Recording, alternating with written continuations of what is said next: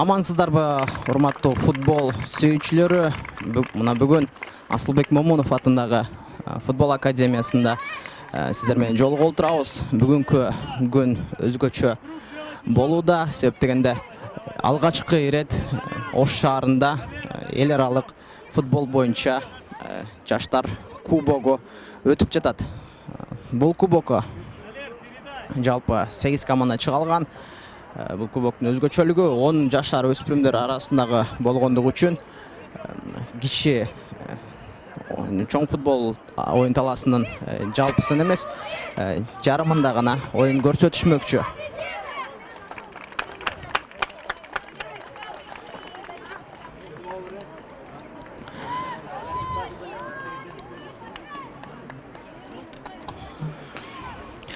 Алгачкы беттеш Каганат бир жана бүгүнкү оюн талаасында конок болгон Худжанд командалары беттеш өткөрөт. Оюн 25 мүнөттөн 2 бөлүккө бөлүнүп, мыкты оюнду жаш оюнчулар тартуулашмакчы.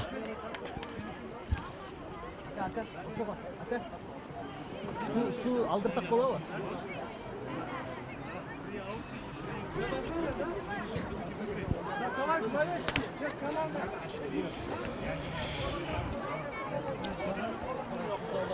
Бул өспүрүмдөр арасындагы эл аралык турнир атайын Каганат профессионал футбол клубунун жетекчилиги жана Каганат футзал клубунун жаштар ата-энелер комитети тарабынан демилгеленип уюштурулган.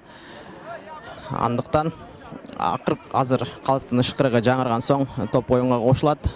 Алдыңкы мүнөттөрдө эфирден узабай келечектеги кыргыз футболунун жылдыздары болгон жана дээрлик эле Орто Азия же болбосо Азия, балким дүйнөлүк футбол жылдыздарынын оюндарына көп ала аласыздар.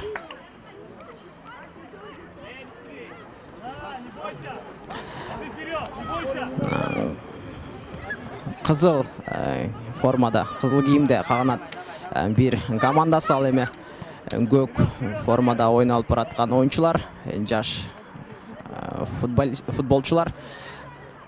Буюрса Худжанд командасы болуп саналат. Акырындап командалар курамын тааныштырып кетсем, биринчи катар сандагы бүгүн талаа ээлери дарбазачы Талипов Алияр, 4-чү коргоочу Юлдашев Шох, 5-чи коргоочу Данияр уулу, 7-чи Миркамилов, 17-чи Субанов, 8-чи Алтымышев, 10-чу Шерабидзинов, 11-чи Аскаров Алимбек. Дал ушул оюнчулар азыр оюн талаасында оюн алып барышууда. Ал эми запастагы Каганат командасынын курамы: Зайырбеков Арсен, Кубанычбеков, 15-чи Сүйүнбаев, 3-чү Амирилла уулу. Ал эми Худжанд командасы көк кийимде оюн алып барышууда.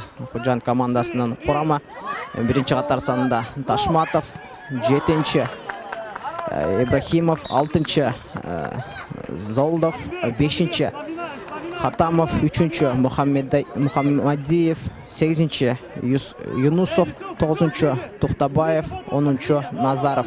Ал эми Худжанд командасынын запастагы оюнчулары: 2-чи Хашимов, 4-чү Шануров, 13-чү Ташматов, 11-чи Чуроев. Командалардын курамы мына ушуларды түздү. Жаңы гана Каганат командасы өзүнүн 2-чи чабуулун жаратып кеткен, бирок азырынча экөөсү тең ийгиликтүү болгон жок. Бирок деген менен оюндун башынан эле тартып мынтип конок командаларга мүмкүнчүлүк калтырбастан оюн алып бара жатышкандыгы өтө мыкты алкышка ээ десем болот. Ортоңку бөлүккө берилген пас. Оюн эрежеси бул ирет бузулган эле. Демек, бул стандарттык абалда азыр болсо Каганат бир командасы алмакчы.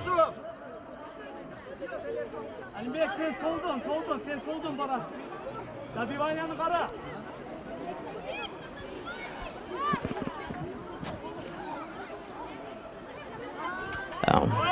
өспүрүмдөр арасындагы 10 жашар өспүрүмдөр арасындагы эл аралык улуттар аралык достук кубогу. Кубогунун өзгөчөлүгү 7-ге 1 ойун алып барышууда. Оюнчулар болгону командада 8 оюнчудан куралган командалар. Демек, өздөрүнүн жашына жараша, мынтип өздөрүнүн жаш болгонуна карабастан жакшы, мыкты оюнду кура алышууда. Азыр болсо Худжанд командасы өзүнө дарбазадан баштап берүүнү алат. Топ менен Ташматов ортоңку бөлкө берилген пас, атаандаштарга топ түшкөн эле. Эми болсо кайрадан топ жоголгон Худжанд командасы чабуулга чыгат. Оң канаттан 9-катар санындагы оюнчу мынтип 9-катар санындагы оюнчу Туктабаев мынтип чабуулга чыгып барып телекке каршы топту дарбазага жолдогон. Ал эми анысы коргоочуларга тийип бурчтан чыгарып берүүнү азыр болсо Худжанд командасы алмакчы.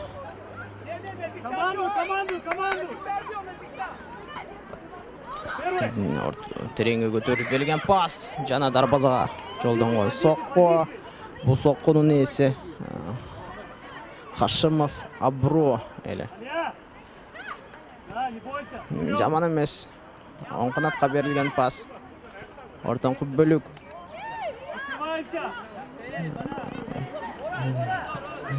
Каганат командасы чабуулга чыгып көрөт. Коргоочу мыкты аракети менен мынтип Каганат командасынын чабуулун кайтара алды. Ортоңку бөлүккө берилген пас. Че мунусу дарбазага жолдонгон беле. Айтор экөөсү тең. Өз максатына жеткен эмес. Худжанд командасы дагы бир чабуулга чыгып көрүүгө шашат. Оң канаттан коргоочу мыкты каршылык көрсөтө алган, бирок анысына карабастан оюнчу оюн таласынан сырткарыга чуркап кеткен.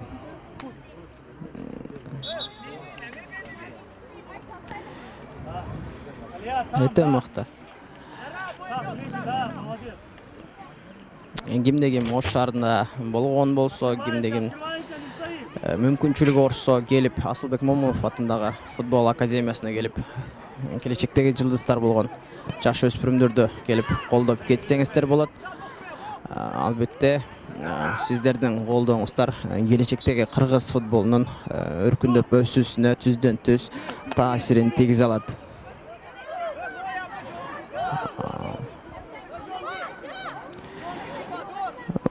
Оюнчулар алгачкы ирет мынтип улуттар аралык футбол беттешинде ойноп отурганына карабастан мыкты профессионал деңгээлде көрсөтө алышууда десем деле болот.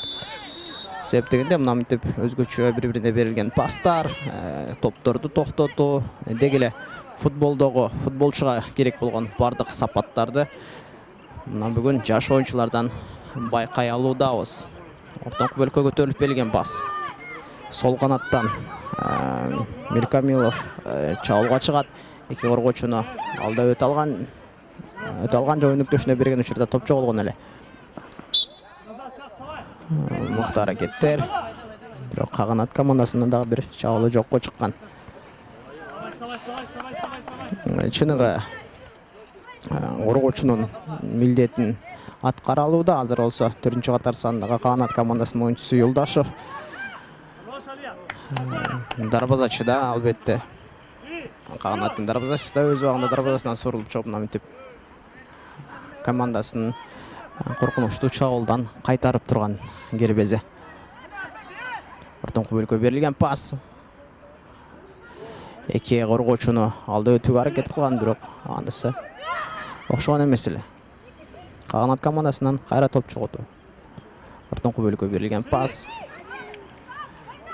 Мыкты эки коргоочунун жазгыр өткөн жана дарбазага жолдонгон сокку коргоочуга тип артка кайткан. Каганат командасына дагы бир мүмкүнчүлүк. Сол бут менен жолдонгон сокку. Экинчи иркет сокку.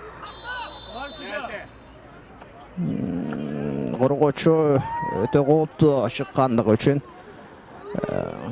Каганаттын чабуулчусуна карата оюн эрежеси бузулду. жана бул ирет 9-катар сандагы оюнчу адашпасам.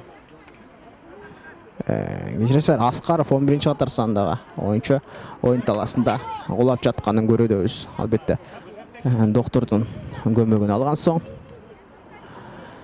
оюнду уланталабы же уланталбайбы, балким запастагы оюнчулар менен алмашып көрөт. Бирок оюндун башынан эле мына мынтип жаракат алып калысы өтө өкүнүчтүү.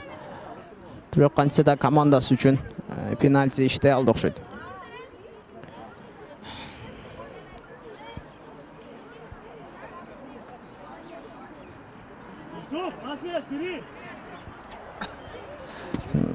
Аскаров Алимбек оюнду уланталат.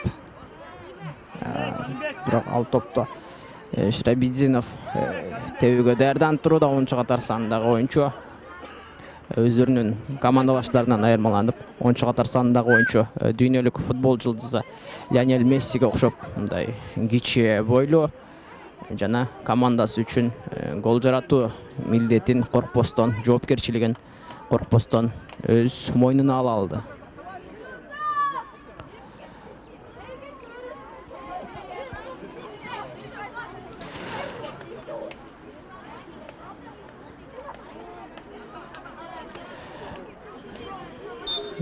Каганат командасынан пенальти жана дарбазага жолдонгон сокку. Биздинов Юсуф мынтип мыкты голун жарата алды. Жаман эмес, дарбазачынын жетпешин сездиби же чындыгында эле ачык калган тарабын байкай алдыбы? Айтор өтө мыкты аткарылган дарбазага тебилген пенальти Каганат командасын алдыга сүрөп олтурат.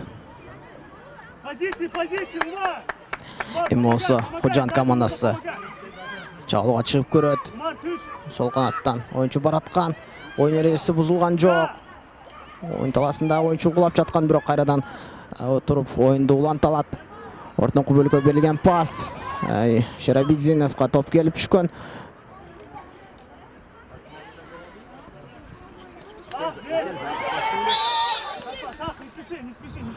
Эми бул жерде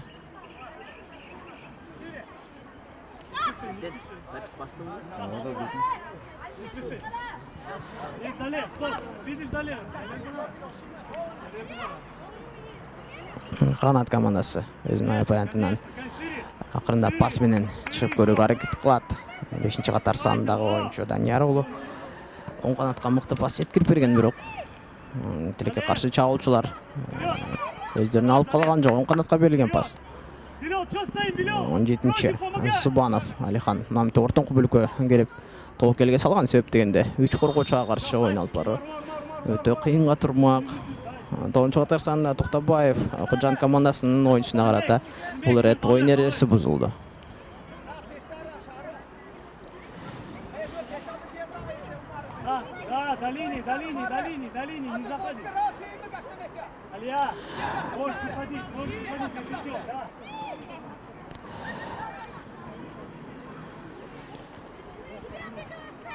Кайрадан Каганат командасы чабуулга чыгат.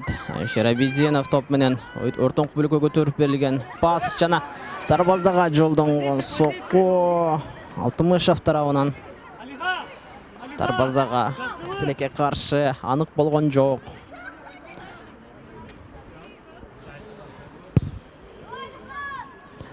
Кайрадан Каганат чабуулга чыгат. Ортоңку бөлүккө берилген пас коргоочу өз учурун өткөрүп жибербестен өз убагында чыккан жана өнөктөштөрүн каршы чабуулга чыгарганы мүмкүнчүлүк жараткан эле. Худжанд командасынан кайрадан топ жоготуп каршы чабуулду. Каганат командасы жаратмак. Эгерде бул жерде кайрадан топ жоголуу болбогондо сол канаттан Худжанд командасы чабуулга чыгып бараткан. Назаров тилекке каршы топко жетишип бара алган жок.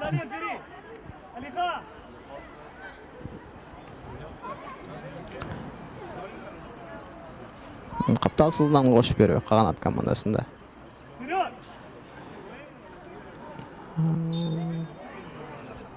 Топту капталсызынан кошуу учурунда оюн эрежеси сакталбагандыгы үчүн топ атаандаш командага өткөрүп берилди. Дагы бир рет эсиңиздерге сала кетчү, бул өспүрүмдөр, 10 жашар өспүрүмдөр арасындагы улуттар аралык достук кубогу, Каганат профессионал клубу жана Каганат профессионал клубунун ата-энелер комитети тарабынан уюштурулган. Албетте мындай эл аралык турнирлер жаш оюнчулардан бир топ тажрыйба алып, ушундай турнирлерде оюн көрсөтүүсүнө өтө мыкты көмөк түзөт десем болот. Анткени ар бир оюн, ар бир беттеш, ар бир мындай турнирлер, кубоктор, чемпионаттар жаш оюнчулардын тажрыйба алуусуна жардамын тийгизет. Андыктан дал ушул убакыттан пайдаланып, Каганат профессионал клубуна жана Каганат профессионал футбол клубунун ата-энелер комитетине чоң ыраазычылык билдирип кетер элем. Себеп дегенде дал ушул төмөн жогорудагы айтылган инсандар футбол, кыргыз футболунун келечегине кайдыгер карабастан, мынтип алдыда кыргыз футболунун келечеги бар экенин далилдеп, буюрса кыргыз футболунун келечектеги футбол жылдыздарынан мыкты үмүтү бар экендигин далилдеп, мынтип жаш оюнчуларга мыкты шарттарды түзүп бере алышууда. Каганат командасы жабылга чыгат, ортоңку бөлүккө берилген пас тилекке каршы анык болгон жок, бирок кантсе да бурчтан чыгарып берүүнү Каганат командасы алмакчы.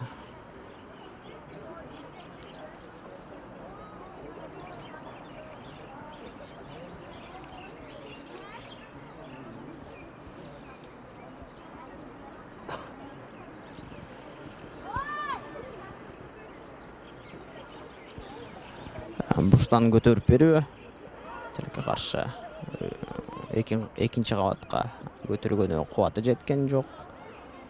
Себеп дегенде жаш оюнчулар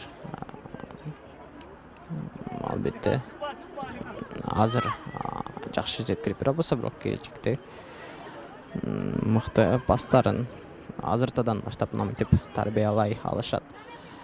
Оң канаттан Каганат командасы чабуулга чыгып барат.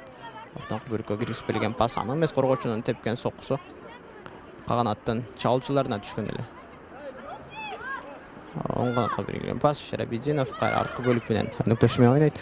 Мына мынтип коргоочуну мыкты жазгырып алган жана сол бут менен дарбазага жолдонгон сокку. Мына мынтип Каганат командасынын 7-чи катар санындагы оюнчусу, жарым коргоочусу Миркамилов Умар сол бут менен мыкты көтөрүп берген. Балким дарбазага жолдогон.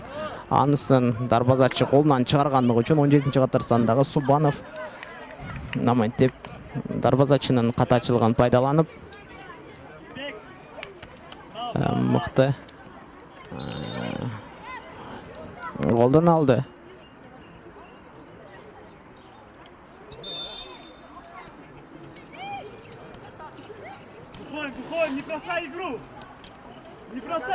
Оң канаттан кайрадан Худжанд командасы жабылга чыгып бараткан, сол менен мыкты берилген сокку эле, бирок Каганат командасы каршы жабылга чыгат. Жанагы пастын гол жаралган пастын эси Миркамилов намын өнөктөшүнө пас берген, бирок коргоочунун катачылыгы Юлдашев топту жоготкон эле. Эми болсо Худжанд командасы жабылга чыгып барат. Жана дарбазага жолдонгон сокку, дарбазачынын мыкты аракети, бирок кайрадан топ жоолгон. Ал эми 2-чи катар санындагы Хашимов тилекке каршы дарбазага соккусун жолдой алган жок.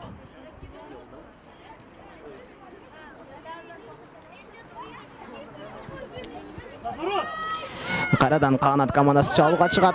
Жана мыкты сокку, ортоңку бөлүктөн мыкты соккусун Аскаров Алимбек жолдой алган. Жана өз командасы үчүн дагы бир ирет эсеп санын өзгөртүп кое алды. Эсеп саны 3-0. Бүгүнкү талай ээлери Худжанд командасын азырынча аяган жок. Катарынан мынтип жоопсуз 3 голун киргизген. жана биринчи алгачкы турда 3 упайга ээ болгусу келгенин Каганат командасы мынтип далилдеп отурат. Худжанд командасында дагы да болсо мүмкүнчүлүк бар себептегенде оюн бүтөрүнө азырынча убакыт көп болгону оюндун биринчи бөлүгү азыр өтүп жатат. Демек алдыда дагы бир бөлүк бар. Андыктан өздөрүнүн үмүтүн үзбөй мыкты оюнду көрсөтүшү керек. Ал эми Каганат командасында оюнчулардын алмашуусу 17-чи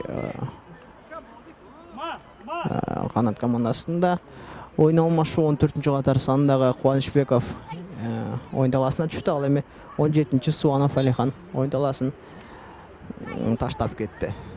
Мыкты оюндун бир бөлүгүн өткөрсө да, мынтип өзүнүн дарбазага киргизген бир гол менен 17-чи катар сандагы Субанов өзгөчөлөндү.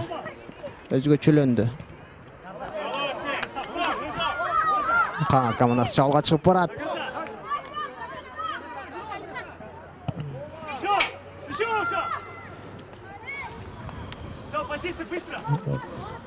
Бөрет Худжанд командасы капталсызлыгынан топту оюнга кошмокчу.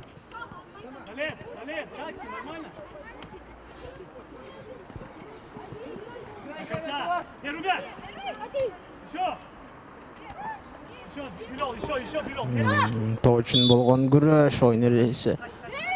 Бөрет бузулду. Биздинов экинчи катар сандагы Худжанд командасынын оюнчусу Хашимов багырата. Оюн эрежесин бузган эле. Албетте калыстагы учурду өткөрүп жибербестен мынтип Худжанд командасына айыптоон коюп берген. Кайрадан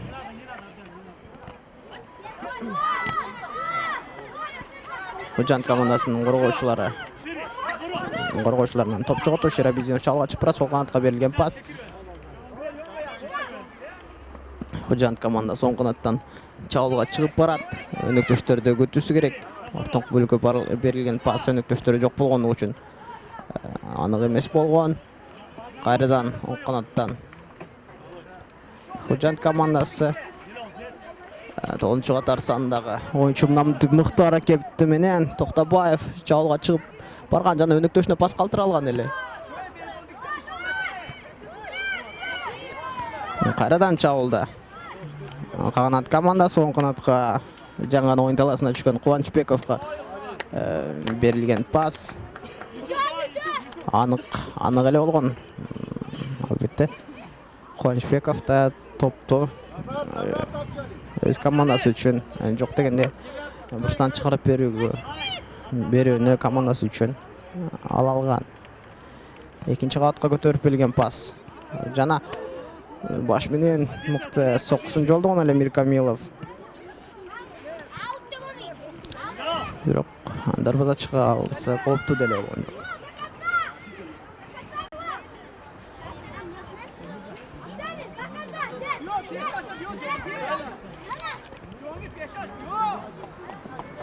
Кайрадан топ менен Худжанд командасы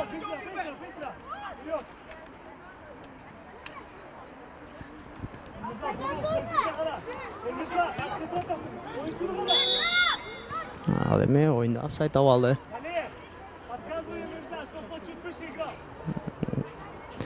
Чынында мынтип азыртадан баштап ушундай апсайт абалдары дегеле футбол эрежелери менен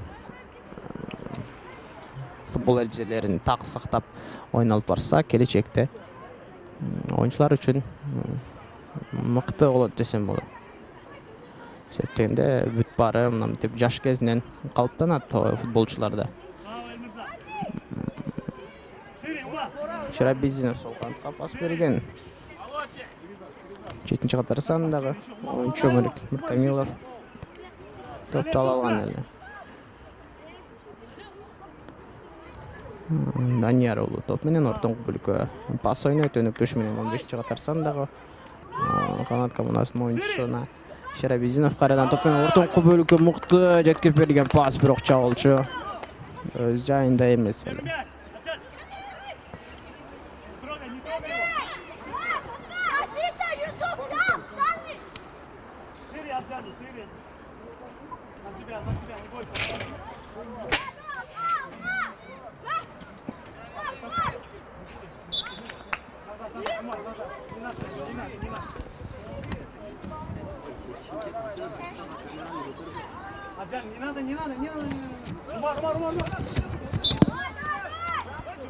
Каталсынан кош берүү ойын эрежеси сакталган жок.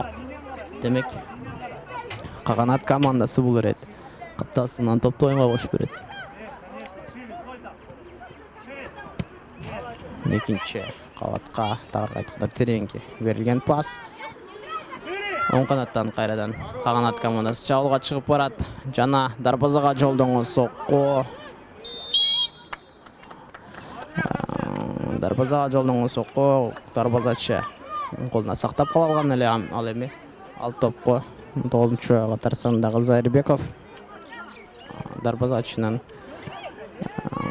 дарбазачыга өтө копол катуу ойногондугу үчүн оюн эрежеси бузулган. Биздинов кайрадан топ менен оң канатка берилген пас. Данияр уулу өнөктөштөрүн күтөт.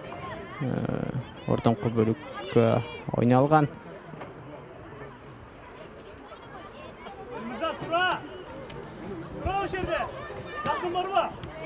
Капсалсынан кош берүү топ менен Данияр уулу.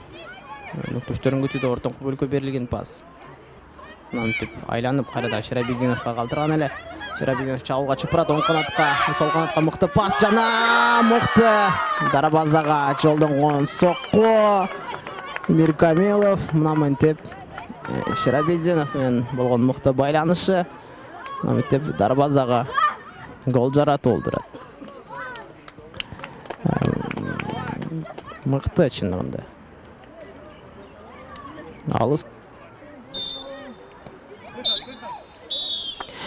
Oyundun birinci bölümüne Kırgızstandın ışkırgı жаңырды жана жаш oyuncular, жаш futbolcular bir az tınıgıdan soň oyun talasına kaytışmakçı.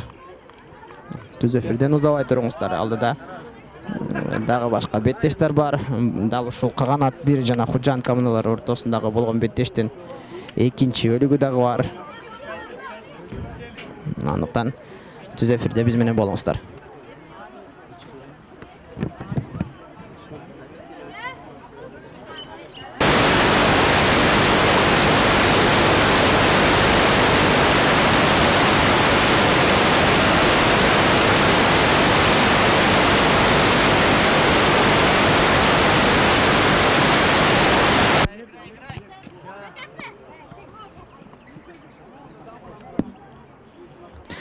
Каганат 1 жана Худжанд командалары ортосунда болуп жаткан беттештин экинчи бөлүгү да башталды. Азырынча эсеп саны боюнча Каганат 1 командасы 3-0 эсеп айырмачылыгы менен алдыда баратат.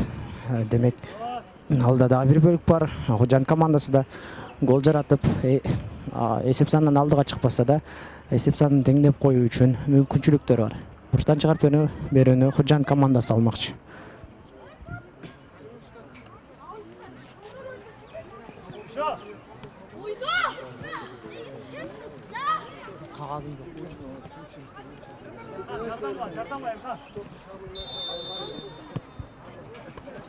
Offside. Şah, yürü.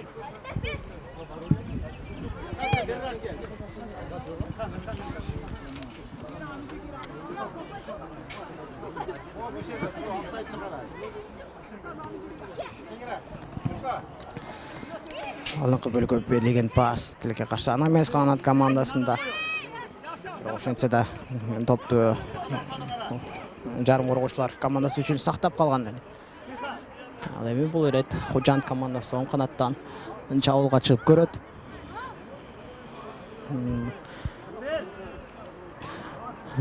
Каршы чабуулда Каганат командасы, бирок Биздинов дарбазага сокку жолдоткону коргоочулар айла калтырбады. Каганат командасынан дарбазага жолдонгон сокку, бул соккунун ээси Субанов Алихан.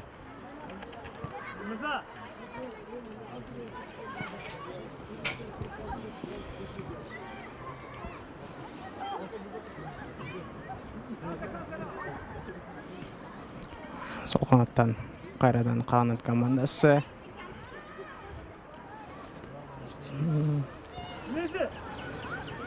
Жана Худжанд командасы каршы жагга чыгат. Ортоңку алдыңга тереңге берилген пас өз дарегине жеткен. Жана Токтабаев өз пасын ортоңку бөлүккө киргизип берген. Ал эми бул эрет Худжанд кечиресиздер, Каганат командасы чабуулун жарата алган жок. Оюнда апсайт абалы дарбазачы мынтип алдыңкы бөлүккө кубаттуу соккусун жолдоп чабуулчуну мыкты чабуулга чыгарган эле. Бирок коргоочунун артында жайгашкандыгы үчүн апсайт абалы бүгүн оюн талаасында жаралган. Мыкты пас оң канаттан чабуулга чыгып барат Каганат командасы. Анчбеков топко өзү жетип бара алган жок.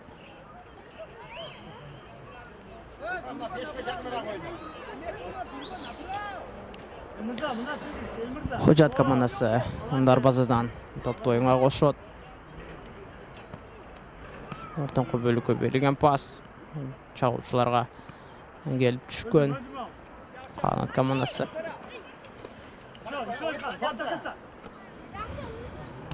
Каганат командасы топ менен мыкты жазгырып алуу жана дарбазага сокко жолоону коргоочулар азырынча мүмкүнчүлүк калтырган жок. Эгерде байкаган болсо сол канатта өнөктөшүү бар болчу. Албетте жаш оюнчуларга катуу деле калыстык кылбасак болот, себеп дегенде жаш футболчулар жаңыдан гана калыптанып келе жатышат. Албетте учуру келгенде ар бир учурду анализдеп, ар бир учурда туура чечимге барышат. Ал эми азыртадан баштап катачылыгын издеп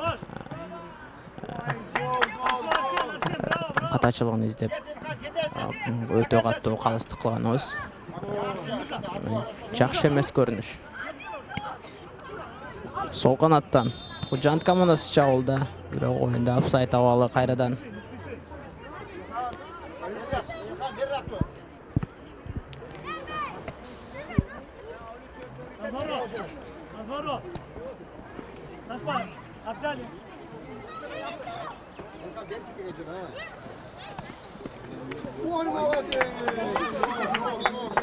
Алдыңкы бөлүккө берилген пас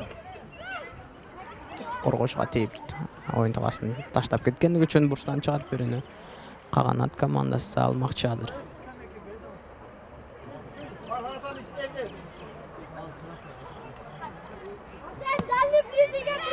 Мыкты көтөрүп берилген пас жана мынтип мыкты акробатикалык кыймыл менен жолдонгон сокко.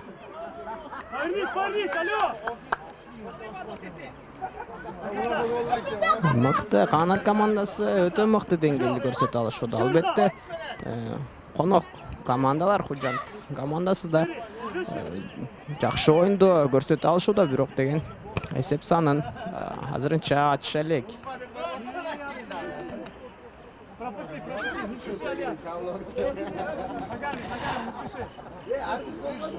Каганат бир өспүрүмдөр командасынын башкы машыктыруучусу Мирзалиев Алмаз, ал эми Худжанд командасынын машыктыруучусу Боруев Акрор. Эсиңиздерде болсо Мирзалиев Алмаз кезинде кыргыз футболунун өтө мыкты алдыңкы жылыстарынан болгон. Бирок азыр мынтип футболчулук карьерасын аяктап, өзүн машыктыруучу катары сынап көрүүдө.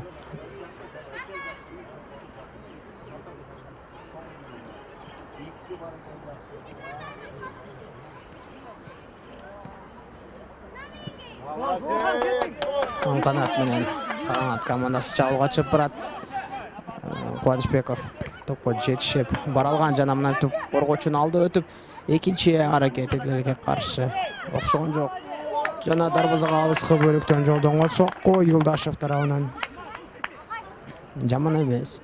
Бир аз болгону аныктык жетишкен жок. Топ дарбаза устунунан өйдө кеткен эле.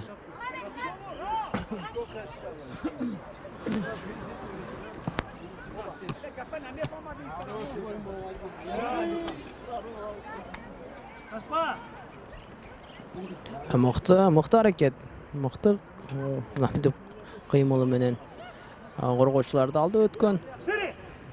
Жана дарбазага алыстан жолдон сокко Биздин тарабынан дарбазачыга бир топ эле кооптуу болду десем болот. Себеп дегенде алгачкы эле келаткан топту кармап калуу мүмкүн болгон жок дарбазачыга.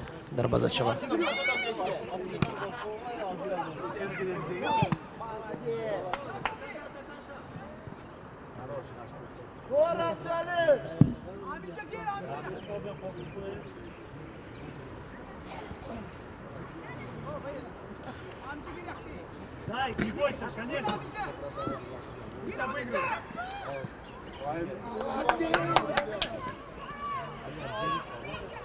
И Арсен. Oyun rejisi buzulgan жок. Худжанд командасы чабуулга чыгып көрөт, бирок окшогон жок. Каганат командасы каршы чабуулда, бирок оюнда апсайт абалы. Бурул. Бурул, да.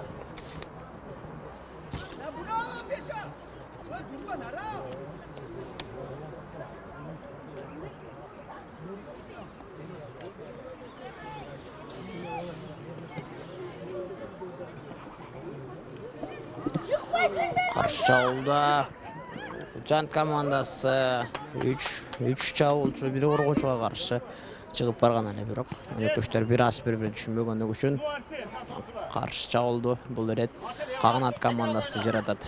Биздинов тоо үчүн болгон күрөш, коргоочуга каршылык көрсөтө алды. Сол канаттан Худжанд командасы чабуулга чыгып бараткан.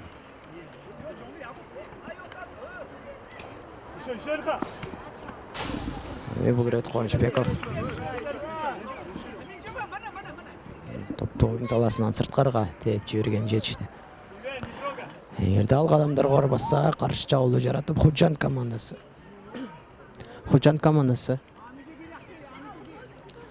балким гол жаратып коюшу мүмкүн эле. Ошондуктан андай тобокелге барган жок. Кубоков Элхан демек оюнда учурга мыкты анализ жасай алды. Сол канаттан Каганат командасы чабуулга чыгып барат. Субанов топ менен топту өзүнө артка калтырып, кайра жетип барууну көздөгөн, бирок коргоочу ыкчамыраак болуп, топко алгачкылардан болуп жетип барган. Худжанд командасы топ менен мынтип мыкты пастын жардамы менен прессингден чыга алды. Оң канаттан Худжанд командасы чабуулга чыгып барат. Жана Хашимовдун көп өлкө көтөрүп берген соккусу коргоочуларга тийип, ал чабуулу окшогон жок.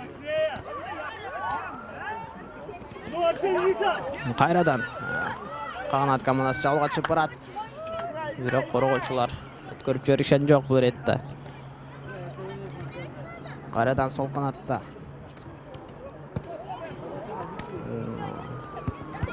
Каганат командасы чабуулду жараткан аракет кылган эле.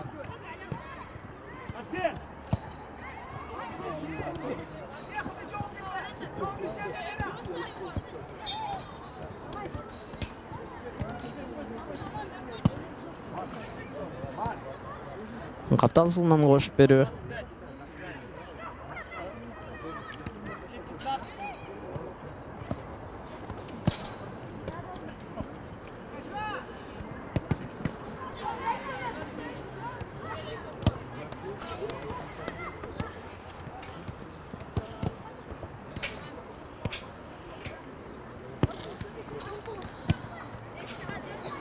Топту капталсынан Худжанд командасы кошту, бирок арткы бөлүккө берилген пас коргоочу өз жайында болбогон үчүн мынтип каршы чабуулду Каганат командасы жараткан. Жана мынтип 14-катар санындагы оюнчу Кубоков өзүнүн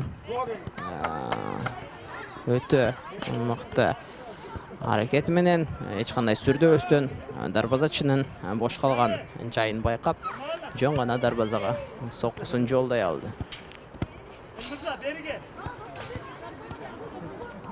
Есеп саны 4-0. Ош шаарынын атын коргоп чыккан команда Каганат командасы өз ойлоруна жете алышууда азыр болсо. бирок алдыда дагы да болсо убакыт бар. Паси, еще.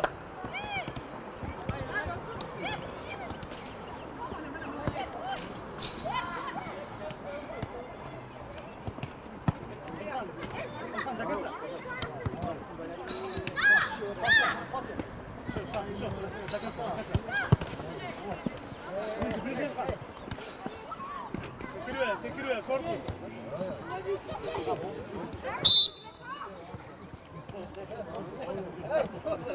Шаг, оставь. Шаг,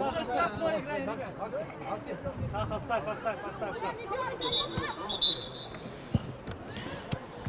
Oyun eresi buzulgan standarttı kaballar. Standarttı kaballar burası Худжанд командасы алат.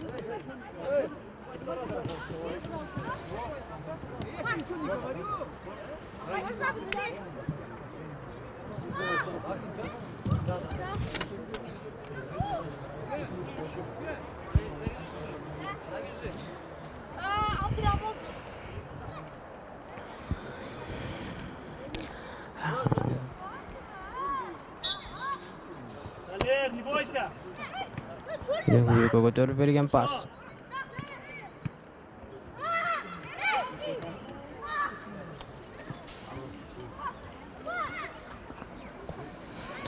Сол канаттан кайрадан Мирхамилов чалга чыгып бараткан. Oyun eresi buzuldu. Өтө каттуу кагылышуу. 7-катар сандагы оюнчу Ибрахимов жаракат алып калды көрүнөт. Ордунан туруп оюнду уланта алат деген ойдобуз. Себептегенде мыкты оюнду көрсөтүп жаткан эле. Албетте уланта алат. Мына чыныгы мүнөз, чыныгы характерди көрсөтүп кулап калса да оюнду кайрадан туруп улантып кете алды.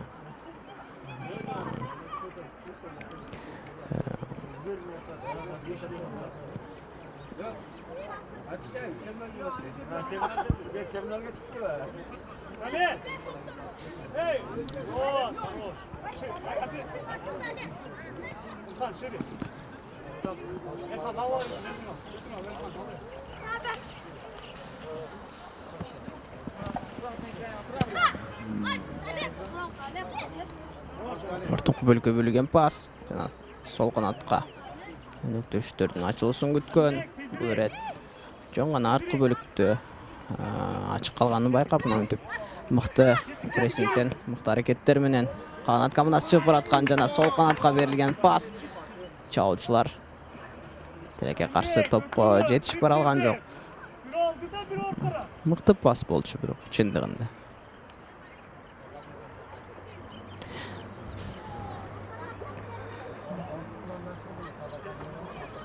Мирхамилов ортоңку бөлүк ойнойт. Биздинов топко биринчи болуп жетип барган жана арткы бөлүккө мыкты пас ойной алды. Кайрадан оң канат Кубанычбеков топ менен. Жөн гана арткы бөлүк ойногон дагы бир рет. Ортоңку бөлүккө мыкты берилген пас, коргоочу топту өзүнүн дарбаза аянтынан бир аз алысыраак тээп жиберүү аракетин көргөн, бирок топ бутуна анчейин тийбей калганы үчүн мынтип бурчтан чыгарып берүүнү Каганат командасы, Каганат 1 командасы азыр алат. Экинчи кабатка көтөрүп берилген мыкты пас жана өнөктөштөр бири-бирин анчейин түшүнбөдү көрүнөт. Себептегенде Биздинов мынтип акробатикалык кыймылдар менен дарбазага сокко жолдогусу келген эле, бирок өзүнүн өнөктөшү 7-катар сандагы оюнчу Мирхамилов ал аракетин жокко чыгарган болчу.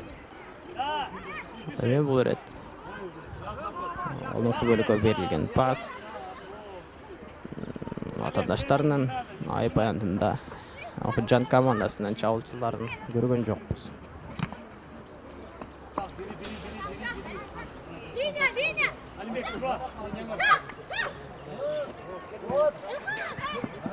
Кубанычбеков оң канаттан чабуулга чыгып барат. Жана паста берүүгө аракет кылып көргөн. Ал эми анысы коргоочуга тийип жок дегенде өзүнүн командасы үчүн бурчтан чыгарып берүүнү иштей алды. Дагы бир экинчи кабатка көтөрүп берилген пас. Бул ирет Каганаттын чабуулчулары аракет кылган эмес. Худжанд командасы каршы чабуулда жана Худжанд командасынын чабуулчусу топко жетип барган. Бирок топту ой таласында сактап кала алган жок. Назаров команда капитаны топ менен Каганат командасы кайрадан чабуулга чыгып барат. Оң канаттан алдыңкы бөлүккө кирип бараткан жана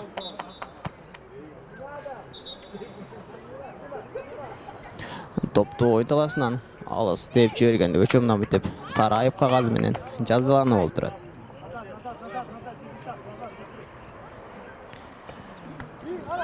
Кайрадан дарбазачыдан анык эмес пас, бирок бул ирет Каганаттын чабуулчулары дарбазага сокку жолдой алган жок. Оң канаттан мыкты пас жана өнөктөштөргө эмес атаандашына берилген пас.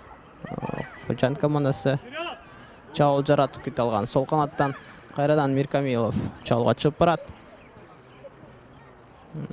Коргоочуну да алда өтө алган. Экинчи рет алда өтүүсү жана ортокку бөлүккө көтөрүп берилген пас. Данияров топ менен оң канатка мыкты пасын жолдогон жана Кубанычбековдун дарбазага жолдогон соккусу тереке каршы коргоочуга тип чыгып кеткен эле.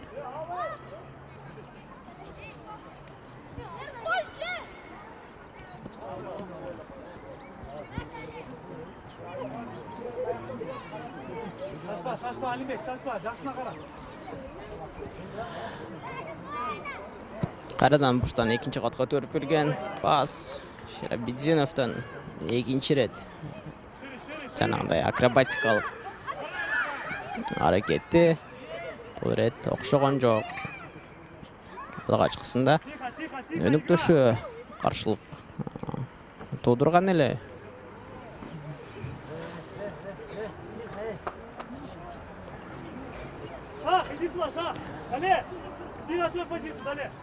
Эми бурчтан чыгарып берени Худжанд командасы эми алып, оюн эсебин кыскартууга аракет кылып көрөт.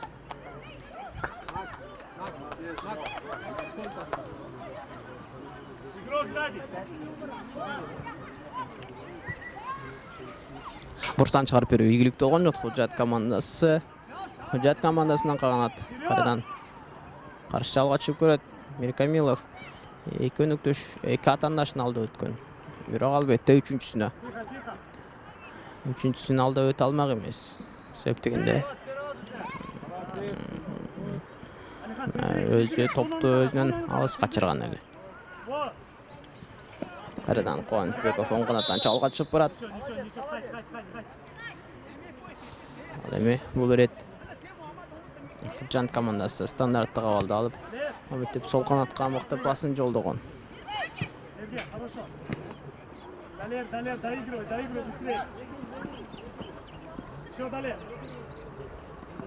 Мыкты коргонуу Каганат командасынын капитанынан Кубанычбеков топко алгачкы болуп жетип барат. Өнөктөшүнө берген пас анык эмес кайрадан эле. Ортоңку бөлүккө көтөрүп берүү. Ал эми оюн таласында офсайд абалы.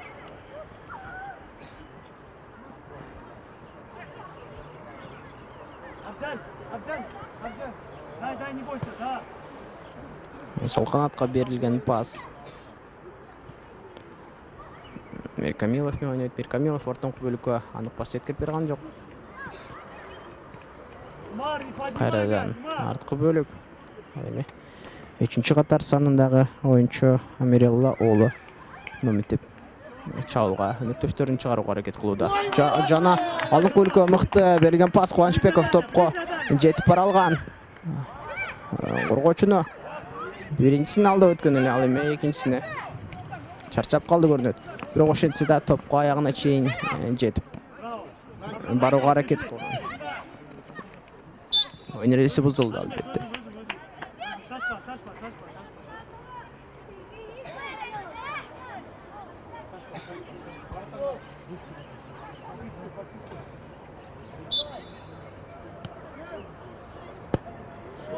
Жана дарбазага жолдонгон сокку дарбазашынын колунан кайткан жана Шерабидзинов өз учурунда өз жайында болгондугу үчүн мамтеп дарбазачыдан чыккан топту дарбазага жолдоп кое алды. Эсеп саны 5-0.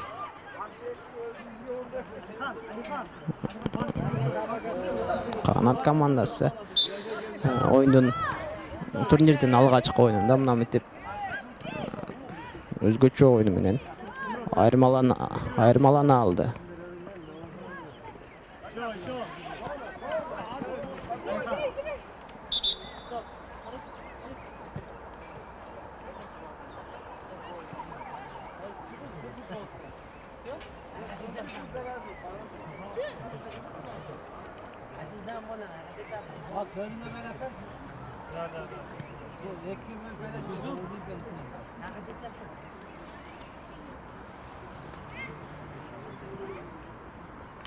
Отжали. Центр. Валер уже здесь, ты должен в центр. Да.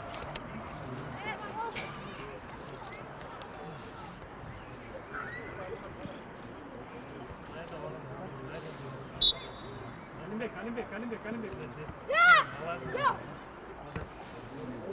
Жақсы, Алимбек. Первый.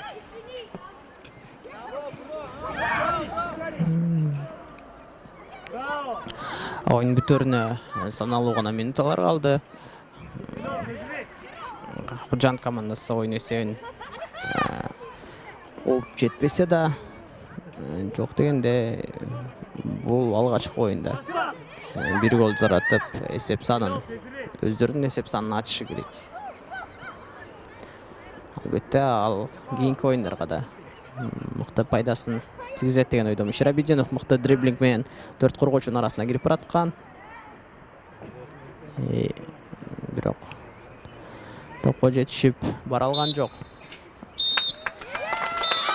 Жана 10 жашар өспүрүмдөр арасындагы улуттар аралык достук кубогу алгачкы беттеш Каганат жана Худжанд, Каганат 1 жана Худжанд командалары ортосунда болгон беттеш 5-0 эсебинде Каганат команда